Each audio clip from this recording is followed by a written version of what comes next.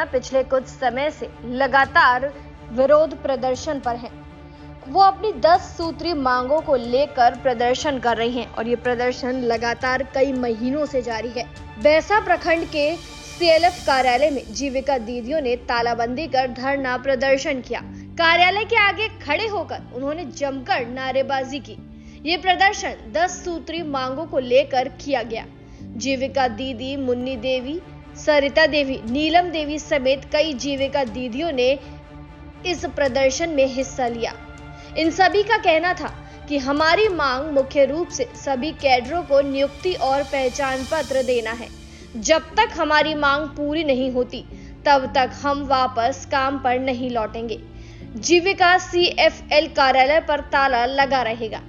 वहीं विरोध प्रदर्शन कर रही मुन्नी देवी ने कहा कि हमारी 10 सूत्री मांगों में सभी कैडर को जीविका की ओर से नियुक्ति पत्र और पहचान पत्र मिले, क्योंकि हम लोग कार्य तो करते हैं लेकिन हमारी कोई पहचान नहीं है। ऐसे में हमें कई बार लोगों के द्वारा किए गए अपमान का सामना भी करना पड़ता है। वहीं मानदेय कंट्रीब्यूशन सिस्टम पर अविलंब रोक लगे। सभी कैडरों का मानदेय कम से कम 25,000 और नियमित हो जाए।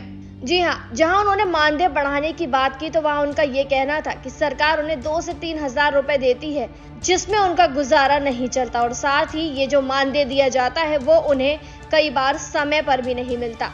वहीं काम से हटाने की धमकी पर भी रोक लगे और धमकी देने वाले पर सख्त कानूनी कार्यवाही की जाए, ऐसी जीविका दीदियों ने मांग की।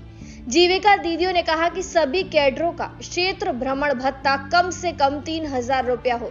जी हाँ, अभी जो कुल मिलाकर जीविका दीदियों को मानदेय दिया जाता है वही 2 से 2,500 रुपया महीना है और ऐसे में जीविका दीदी मानदेय को कम से कम 20 से 25,000 रुपये महीने के करने की बात कह रही हैं। और वहीं दूसरी तरफ जो कैडरों का क्षेत्र भ्रमण भत्ता उन्हें कम से कम 3,000 रुपये चाहिए, ऐसा भी उन्होंने जिक्र किया। महिला विकास निगम के अस्तित्व को बरकरार रखते हुए एफडीई सीईओ का मानदेय वृद्धि हो। सभी अध्यक्ष, सचिव, कोषाध्यक्ष को क्रमशः संकुल स्तर पर 500 ग्राम, वीओ स्तर पर 300, स्वयं सहायता समूह पर एसएचजी स्तर पर 200 रुपए बैठक भत्ता मिले।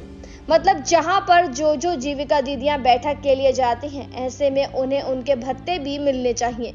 जीविका दीदियों ने इस तरह से अपनी 10 सूत्रीय मांगों को लेकर प्रदर्शन किया और साथ ही साथ इसके द्वारा ज्ञापन भी सौंपा गया। देखने वाली बात होगी कि जीविका दीदी की मांगे कब तक पूरी होती हैं या किन किन संशोधनों के साथ पूरी होती हैं।